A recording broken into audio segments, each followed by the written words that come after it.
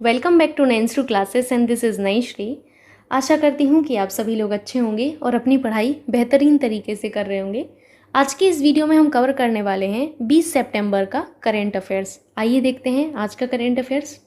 तो सबसे पहला क्वेश्चन आपसे ये है कि भारतीय नौसेना द्वारा डैश भारत समुद्री अभ्यास जिमेक्स का छठा संस्करण 17 सितंबर 2022 को बंगाल की खाड़ी में संपन्न हुआ। आपको बताना है कि भारतीय नौसेना द्वारा जो ये आपका अभ्यास हुआ है, तो ये कौन सा अभ्यास आपका संपन्न किया गया है। तो ये आपका जापान के साथ अभ्यास होता है। किसके साथ? जापान के साथ अभ्यास होता है। ये मैं आपको बता चुकी हूँ। आपको एक्सरसाइजेज जब मैंने रिवीजन करवाए हैं तो वहाँ पर कई बार जिक्र किया हुआ है कि हमारे जापान के साथ कौन कौन सा होता है अभ्यास। धर्मा गार्जियन होता है और जिमेक्स होता है। कौन सा होता है? धर्मा गार्जियन और जिमेक्स होता है। अगर मैं बात करूं अन्य एक्सरसाइजेस की, जिसमें सबसे पहले मैं बात करती हूं ऑस्ट्रेलिया की, तो ऑस्ट्रेलिया के साथ जो भारत की एक्सरसाइजेस होती हैं वो कौन कौन सी होती हैं। पहला तो आपका होता है ऑस्ट्रिया हिंद। कौन सा होता है? ऑस्ट्रिया हिंद होता है, ऑस्ट्रिया हिंद। उसके बाद मैंने आपको बताया था पिच ब्लैक। कौन सा? Pitch black. ये दो एक्सरसाइज आपको याद रखना है जो हमारी ऑस्ट्रेलिया के साथ होती हैं। अगर मैं बात करूं बांग्लादेश के साथ, तो बांग्लादेश के साथ मैंने आपको बताया था संप्रीति और संवेदना। कौन सी? संप्रीति। याद करिए आप लोग, संप्रीति और संवेदना। ये एक्सरसाइज हैं जो हमारी बांग्लादेश के साथ होती हैं। अपार्ट फ्रॉम दिस मैंने आपको टेबल टॉप भी बताया था। क्या बताया था? Table top. ये एक एक्सरसाइज है जो हमारी बांग्लादेश के साथ होती है। इसके बाद फिर मैंने आपको बताया हुआ था चीन के साथ। चीन के साथ हमारी कौन सी एक्सरसाइज होती है? Hand in hand. कौन सी? Hand in hand. Hand in hand exercise हमारी चाइना के साथ होती है। मिस्र के साथ अगर बात करें तो मिस्र के साथ जो हमारी एक्सरसाइज होती है वो होती है साइक्लोन। क्या होती है? साइक्लोन। साइक्लोन याद रखिएगा आप लोग। नेक्स्ट आपको फ्रांस का याद रखना है। फ्रांस में सबसे ज़्यादा लोगों को कन्फ्यूज़न होता है फ्रांस और आपका जो है कहाँ पर, इंडोनेशिया में। ठीक, तो आपको याद रखना है कि फ्रांस के साथ हमारा क्या होता है, आपका वरुण होता है और गरुण होता है। वरुण और गरुण, वरुण एंड गरुण। और कौन सा? शक्ति। कौन सा? वरुण, गरुण एंड शक्ति। नेक्स्ट मैंने आपको कहा है इंडोनेशिया। तो इंडोनेशिया में इसलिए कन्फ्यूजन होता है क्योंकि यहाँ पर गरुण शक्ति है। तो याद रखिएगा इंडोनेशिया के साथ हमारा गरुण शक्ति है, जबकि फ्रांस के साथ ओनली गरुण। ठीक, तो याद रखेंगे आप लोग कि नहीं, गरुण शक्ति, गरुण शक्ति। उसके बाद इजराइल पर आ जाते हैं। तो इजराइल के साथ जो भारत की एक्सरसाइजेज होती हैं वो हमारी होती है ब्लू फ्लैग। कौन सी? ब्लू फ्लैग जो है एक एक्सरसाइज है जो कि हमारी इजराइल के साथ होती है। किसके साथ? इजराइल के साथ। जापान के साथ मैंने अभी आपको बताया कि धर्मा गार्जियन होती है और जिमेक्स होती है। याद रखिएगा। मूव करते हैं अभी नेक्स्ट क्वेश्चन पर। नेक्स्ट क्वेश्चन आपसे है कि तमिलनाडु सरकार ने नंजरायण टैंक में एक पक्षी अभ्यारण्य स्थापित करने का आदेश जारी किया है। पक्षी विहार जो है आपकी किस जिले में स्थित है? सिंपल सा क्वेश्चन आपको यही समझना है कि तमिलनाडु जो आपकी गवर्नमेंट है इनके द्वारा नंजरायण टैंक है, यहाँ पर एक पक्षी अभ्यारण्य स्थापित करने की घोषणा की गई है। ये जो पक्षी विहार है ये किस जिले में स्थित है आपको बताना था। तो ये जो पक्षी विहार है ये तिरुपुर जिले में स्थित है। कहाँ पर? तिरुपुर जिले में स्थित है। इसके पहले आप लोगों को मैंने करंट में बताया हुआ है कई बार रिवीजन करवाते टाइम कि दिसंबर 2021 में, कब? दिसंबर 2021 ने राज्य सरकार ने बिल्लूपुरम के पास, कहाँ के पास? बिल्लूपुरम के पास, ध्यान से सुनिएगा, पूछा जाएगा करंट में, बिल्लूपुरम के पास स्थित काजू वैली वेटलैंड को, किसको? काजू वैली वेटलैंड को, काजू वैली वेटलैंड। कौन सा? काजू वैली वेटलैंड को, वेटलैंड, काजू वैली वेटलैंड को आपका जो है काजू वैली पक्षी अभ्यारण्य घोषित किया गया है। ये आपसे पूछा जा सकता है कि काजू वैली वेटलैंड को कहाँ पर काजू वैली आपका पक्षी अभ्यारण्य घोषित किया गया है। तो ये आपका कहाँ पर किया गया है? याद रखिएगा तमिलनाडु में किया गया है, बिल्लूपुरम के पास पक्षी अभ्यारण्य इसको घोषित किया गया। ठीक, अगर मैं बात करूं तमिलनाडु के नेशनल पार्क की, तो तमिलनाडु का नेशनल पार्क में आपको क्या क्या याद रखना है। सबसे पहले आपको याद रखना है मुदुमलाई नेशनल पार्क। कौन सा? Mudumalai, Mudumalai, Mudumalai national park, Mudumalai national park. NP का मतलब है नेशनल पार्क, आप समझिएगा, कुछ और मत समझ लीजिएगा। ठीक है, उसके बाद आपको याद रखना है इंदिरा गांधी नेशनल पार्क। कौन सा? Indira Gandhi national park. Indira Gandhi national park ये तमिलनाडु में है, जिसे आप क्या कहते हैं? अन्नामलाई नेशनल पार्क भी कहते हैं। कौन सा? Annamalai, ANNAMALAI, Annamalai national park भी कहते हैं। तो आपको याद रखना है, आपको बिल्कुल भी परेशान नहीं होना है। ठीक है, उसके बाद आपको याद रखना है गल्फ ऑफ मन्नार। कौन सा? Gulf of Mannar, gulf of Mannar, gulf of Mannar marine, gulf of Mannar marine national park. ये आपको 3 नेशनल पार्क मेरी तरफ से याद रखना है, आई थिंक इनफ है। अगर मैं बात करूँ तमिलनाडु की, तो चेन्नई यहाँ की चेन्नई जो है इनकी कैपिटल है। क्या है? चेन्नई जो है इनकी कैपिटल है। मुख्यमंत्री कौन है? एम के स्टालिन है। उनके राज्यपाल कौन है? आर एन रवि हैं सॉरी। और आपकी भाषा कौन सी है? तो तमिल यहाँ पर भाषा बोली जाती है। कौन सी भाषा? तमिल भाषा बोली जाती है। ओके, याद रखेंगे आप लोग इतनी चीज़ें। मूव करते हैं नेक्स्ट क्वेश्चन पर। नेक्स्ट क्वेश्चन है आपसे कि बजरंग पूनिया ने 2022 विश्व कुश्ती चैंपियनशिप में कांस्य पदक जीता है। निम्नलिखित में से कौन सा कथन सही है? विश्व कुश्ती चैंपियनशिप 2022 बेलग्रेड सर्बिया में आयोजित की गई थी। बजरंग कुश्ती चैंपियनशिप में 3 पदक जीतने वाले पहले भारतीय बने हैं। तो यहाँ पर आपको याद रखना है कि सिर्फ पहला कथन सही है, क्योंकि विश्व कुश्ती चैंपियनशिप 2022 ये जो प्रतियोगिता है ये आपके 2022 में सर्बिया में आयोजित की गई। सर्बिया में कहाँ पर? बेलग्रेड में आयोजित की गई। और दूसरा जो कथन है वो सही नहीं है, क्योंकि ये 4 पदक जीतने वाले विश्व कुश्ती चैंपियनशिप में बजरंग पूनिया 4 पदक जीतने वाले, कितने? 4 पदक जीतने वाले पहले भारतीय बने हैं। और इसमें आपका सबसे पहले 14 सितंबर को महिलाओं की 53 किलोग्राम की किसमें 53 किलोग्राम वर्ग की स्पर्धा में विनेश फोगाट जो हैं इन्होंने जो है कांस्य पदक जीता था। किसने? विनेश फोगाट ने। जबकि आपके जो बजरंग पूनिया जी हैं इन्होंने 65 किलोग्राम वर्ग में जीता है। किसमें? 65 किलोग्राम वर्ग में जीता हुआ है। मूव करते हैं नेक्स्ट आपका जो क्वेश्चन है उस पर। चूँकि अभी आपको ऑप्शन नहीं दिख रहे हैं, अब आपको चारों ऑप्शन दिख रहे होंगे। क्वेश्चन है, किस राज्य सरकार ने विभिन्न क्षेत्रों पर अध्ययन के लिए नीति आयोग की तर्ज पर एक संस्थान स्थापित करने के प्रस्ताव को सैद्धांतिक आपकी मंजूरी दे दी है? तो यहाँ याद रखिएगा कि आपका जो है ये जो मंजूरी दी गई है किसके द्वारा दी गई है? महाराष्ट्र सरकार के द्वारा दी गई है। इन्होंने विभिन्न क्षेत्रों के अध्ययन के लिए नीति आयोग के बारे में आप सभी को पता है, इनकी तर्ज पर एक जो है संस्थान स्थापित करने को मंजूरी दे दी है, याद रखिएगा। तो महाराष्ट्र के जो मुख्यमंत्री एकनाथ शिंदे इन्होंने ऐसा किया है। ठीक, अगर मैं बात करूँ महाराष्ट्र की, तो महाराष्ट्र जो है महाराष्ट्र के मुख्यमंत्री कौन है? एकनाथ शिंदे जी हैं। राज्यपाल भगत सिंह कोश्यारी जी हैं। कौन है? भगत सिंह कोश्यारी। ठीक, ये महत्वपूर्ण क्वेश्चन है, आपसे पूछा जा सकता है किसने नीति आयोग की तर्ज पर एक संस्थान स्थापित करने को मंजूरी दे दी है। नेक्स्ट क्वेश्चन पर मूव करते हैं। 1 मिनट आप लोग दीजिएगा। क्वेश्चन है आपसे कि किस दिन को अंतर्राष्ट्रीय लाल पांडा दिवस के रूप में मनाया जाता है? तो अंतर्राष्ट्रीय लाल पांडा दिवस के रूप में 17 सितंबर को आपका मनाया जाता है। और ये पहली बार 2010 में सेलिब्रेट किया गया था। आपका अंतर्राष्ट्रीय लाल पांडा दिवस पहली बार कब सेलिब्रेट किया गया था? 2010 में। क्यों मनाया जाता है? लाल पांडा संरक्षण के मुद्दे के बारे में जागरूकता फैलाने के लिए आपका जो है मनाया जाता है। और ये अगर हम देखें लाल पांडा कहाँ कहाँ पर पाया जाता है, तो भारत में पाया जाता है। इसके साथ साथ नेपाल में, भारत, नेपाल, भूटान में भी पाया जाता है। और आपका उत्तरी म्यांमार में, कहाँ पर? उत्तरी म्यांमार और मध्य चीन जो आपका मिडिल चाइना है, मिडिल चीन में आपका जो है एक वर्षा पर्वतीय जंगलों के मूल निवासी के रूप में पाया जाता है लाल पांडा। अब यहाँ पर दिवस की बात हो गई, तो यहाँ पर सितंबर के जितनी भी दिवस हैं वो रिवीजन कर लेते हैं। 2 सितंबर से शुरू करते हैं। 2 सितंबर को हम विश्व नारियल दिवस मनाते हैं। 5 सितंबर को हम मनाते हैं शिक्षक दिवस और अंतर्राष्ट्रीय चैरिटी दिवस।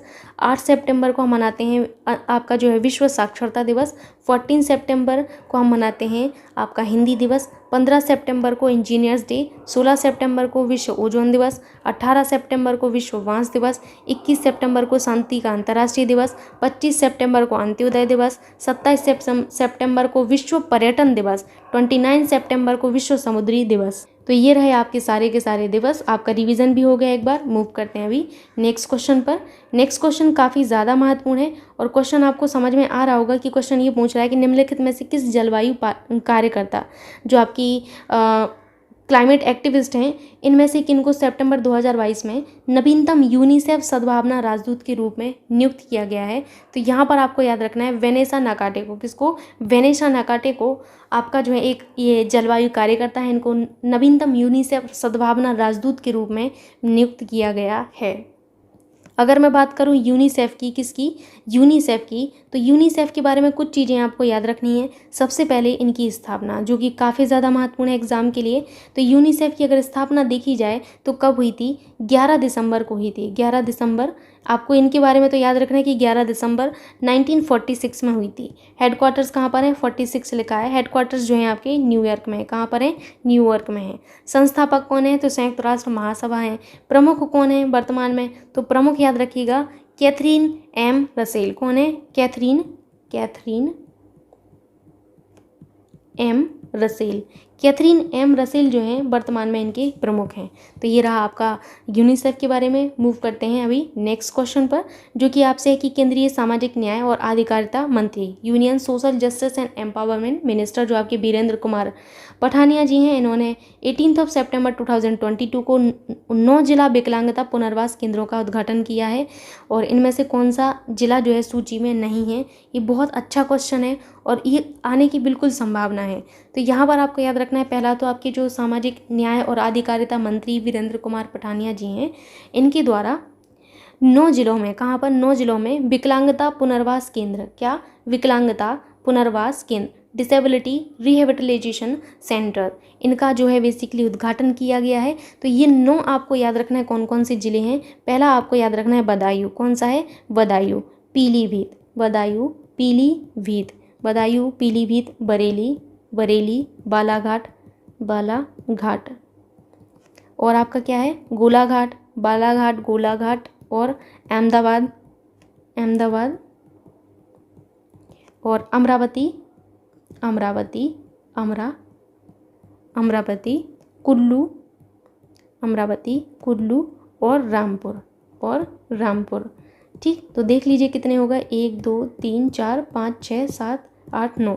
तो ये आपके 9 जिले हैं जिनमें इनकी द्वारा जो है बेसिकली विकलांगता पुनर्वास केंद्र का उद्घाटन किया गया है। आप लोग याद रखेंगे कि नहीं, महत्वपूर्ण है आपके लिए। तो इनमें से कौन सा आपका शामिल नहीं है, गोरखपुर आपका मैच नहीं हो रहा है, बाकी सब आपके देखिए शामिल हैं। ठीक, तो आपका थर्ड ऑप्शन करेक्ट हो जाएगा।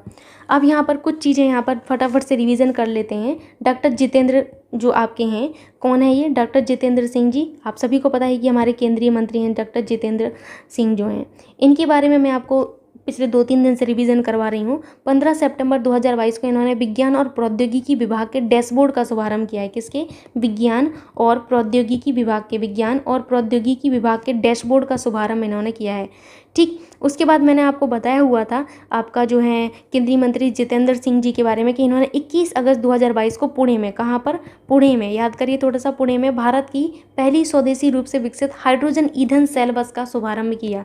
फिर मैंने आपको बताया था कि केंद्रीय आयुष मंत्री जो है वर्तमान में, केंद्रीय आयुष मंत्री कौन है, सर्बानंद सोनोवाल जी। इन्होंने 24 जुलाई 2022 को आपके जो अखिल भारतीय आयुर्वेद संस्थान है, कौन, अखिल भारतीय आयुर्वेद संस्थान, जिसे आप कहते हैं all India institute of Ayurveda, यहाँ पर इन्होंने एक जो है बाल रक्षा मोबाइल ऐप लॉन्च किया है। क्या, बाल रक्षा मोबाइल ऐप। अब शायद आपको याद हो गया होगा, इतनी बार आप लोग पढ़ चुके हैं। तो कहाँ पर आपका जो है लॉन्च किया गया है, आपके all India institution of Ayurveda में, AIIA में। ठीक, मूव करते हैं अभी नेक्स्ट क्वेश्चन पर, जो कि आपसे है, 1 मिनट आप लोग दीजिएगा।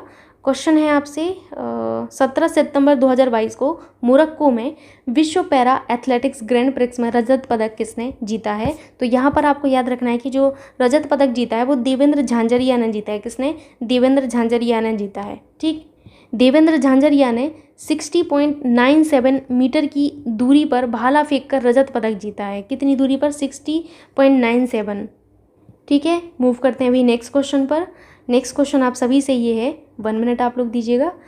क्वेश्चन ये है कि निम्नलिखित में से कौन से केंद्रीय मंत्री सितंबर 2022 में global clean energy action forum में भाग लेने के लिए अमेरिका में एक संयुक्त मंत्री स्तरीय प्रतिनिधि मंडल का नेतृत्व करने जा रहे हैं। तो याद रखिएगा यहाँ पर कौन से वो मंत्री हैं, डॉक्टर जितेंद्र सिंह।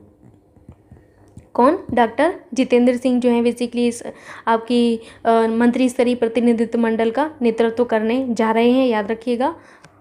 बाकी जितेंद्र सिंह जी के बारे में जितनी चीज़ें थी वो मैं आपको बता चुकी हूँ, आप लोग ज़रूर से याद रखिएगा। ठीक, उसके बाद मैं आपको एक चीज़ यहाँ पर बताना चाहूँगी कि हमारे जो केंद्रीय कपड़ा राज्य मंत्री कौन है, केंद्रीय कपड़ा राज्य मंत्री दर्शन जरदोस। ये जो हमारे केंद्रीय कपड़ा राज्य मंत्री हैं दर्शन जरदोस, इन्होंने 22 अगस्त 2022 को न्यू दिल्ली में, कहाँ पर, न्यू दिल्ली में सिल्क मार्क एक्सपो का उद्घाटन किया है? किसका? सिल्क मार्क एक्सपो का। Silk mark expo, silk mark expo का इन्होंने क्या किया है? उद्घाटन किया है। ठीक, इसके अलावा आपको मैंने बताया था कि हमारे जो इन्फॉर्मेशन ब्रॉडकास्टिंग मिनिस्टर हैं अनुराग ठाकुर जी, कौन है? अनुराग ठाकुर जी। अनुराग ठाकुर जी ने 24 अगस्त 2022 को भारत के स्वतंत्रता संग्राम पर आधारित एक ऑनलाइन शैक्षिक खेलों का एक श्रृंखला जो है आज़ादी क्वेस्ट, क्या? आज़ादी क्वेस्ट, इसका शुभारंभ किया है। किसका? आज़ादी क्वेस्ट का शुभारंभ किया है। ठीक, मूव करते हैं अभी नेक्स्ट क्वेश्चन पर, जो कि आपसे है कि किस फुटबॉल क्लब ने सितंबर 2022 में अपना पहला और डूरंड कप जीता है? तो यहाँ याद रखिएगा कि पहला और अपना डूरंड कप जीता है वो बेंगलुरु फुटबॉल क्लब ने जीता है। किसने? बेंगलुरु फुटबॉल क्लब ने जीता हुआ है। ठीक, तो बेंगलुरु फुटबॉल क्लब ने इंडियन सुपर लीग के दिग्गज मुंबई आपके जो हैं इनको हराकर, फुटबॉल क्लब को हराकर अपना पहला और डूरंड कप का 131वां जो संस्करण है इन्होंने जीता है। अब मैं बात करूं डूरंड फुटबॉल टूर्नामेंट की, तो यही आपके लिए महत्वपूर्ण है, Durand football tournament. Durand football tournament, Durand football tournament की जो स्थापना है वो कब की गई थी? तो स्थापना आप लोग याद रखिएगा 1888 में की गई थी। कब? 1888 में की गई थी। और इसमें टीमों की संख्या कितनी है? तो आपकी टीमों की जो संख्या है वो है, टीमों की संख्या 20 है। टीमों की संख्या आपकी 20 है। और सबसे सफल टीम जो है इनकी कौन सी है? तो आपकी मोहन बागान पूर्वी बंगाल जो है इनकी सबसे सफल टीम है, याद रखिएगा। सबसे सफल टीम, सबसे सफल टीम कौन सी है? मोहन बागान, मोहन बागान जो है इनकी सबसे सफल टीम है। सो ये रहा आज का करंट अफेयर्स। आशा करती हूँ कि आपको समझ में आया होगा। प्लीज़ आप लोगों को अगर वीडियो अच्छा लगता है तो वीडियो को लाइक करना एंड शेयर करना ना भूलिएगा। Thank you so much.